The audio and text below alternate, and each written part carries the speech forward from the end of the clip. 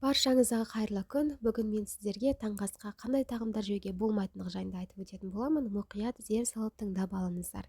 Ең бірінші жиі кездесетін бұл кофе өнімдері болып саналады. Утро начинается кофе деп жатады, бірақ та бұл дұрыс емес. Адам ағзасы үшін біршама зияндары бар. Бұл туралы толық видеода айтып өтетін боламын. Және келесі өнімдер жаңадан сығылған сок өнімдері, йогурт, банан және түрлі десерттер, шоколад өнімдері және де колбаса, ет өнімдері, ақ нанның зияны және де сухой завтрактардың адам ағзасы үшін қауіптерін мен тоқталып өтетін боламын. Кофенің құрамында кофеин деген зат болады. Ағзасы адамның тәуелділікке шақырады. Яғни оны ішіп үйреніп қалғандықтан ол көбірек ішуге тура келеді. Яғни дәл сондай сергектікті, энергияны сыйлайтын болғандықтан адам ағзасы бұны күнделікті ішуге тәуелді болып қалады. Таңертең кофе ішкен кезде асқазанның шырышты қабатын тітіркендіре отырып, секрециясының көп бөлінуіне алып келіп соғады. Ол асқазан ауруының асқындыруына, әсіресе ең жиі кездесетін асқазанның жарасының себептерінің бірі бұл кофе өнімдерін таңертең аш қарынға қолдану болып саналады. Келесі өніміміз бұл банан болып саналады. Бананның құрамында магний мөлшері көп. Басқа уақытта жеуге болады, бірақ та таңертеңгі уақытта жеу жүрек қан тамырлар жүйесінің қызметіне әсер ете отырып, яғни кальций магний тепе теңдігін бұзады. Себебі байқаусызда адам аш болған кезде бананды көп жеп қою салдарынан осындай бұзылыстарға алып келіп соғады.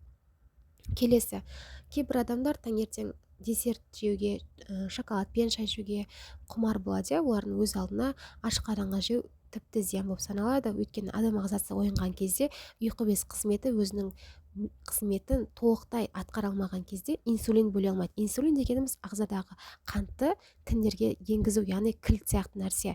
Ол ағзаға қанттың деңгейі толық сіңбегендіктен қанның құрамында қанттың мөлшері жоғары болып тұрады да, яғни адамда көз аурулары пайда болып, қант диабетіне алып келуі мүмкін.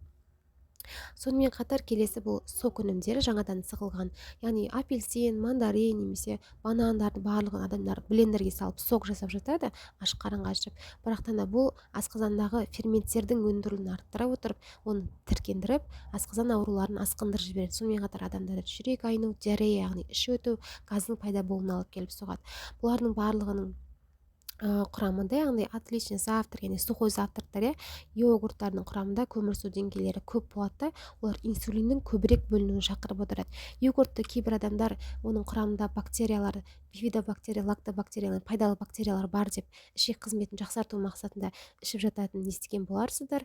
Бірақ та бұлар таңертең емес, күндіз немесе түскі уақытта, кешкі уақытта ішуге пайдалы.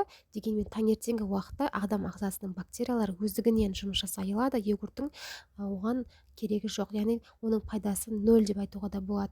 Келесі бұл колбаса немесе ет өнімдері, бұл адам ағзасы үшін ауыр болып саналады. Бұлар ет белок болғандықтан оларды қорытуға арналған ферменттердің күші жетпей қалады. Сондықтан да және де бұл шұжықтардың ол ұзақ уақыт сақталу үшін оның құрамында түрлі химиялық қоспалар, консерванттар асқазанның қабынуына алып келіп соғады. Айтылған видеодағы ақпараттар сіздерге пайдалы болды деген ойдамын. Лайк басып, комментария жазып өз ойыңызды білдіре кетіңіздер.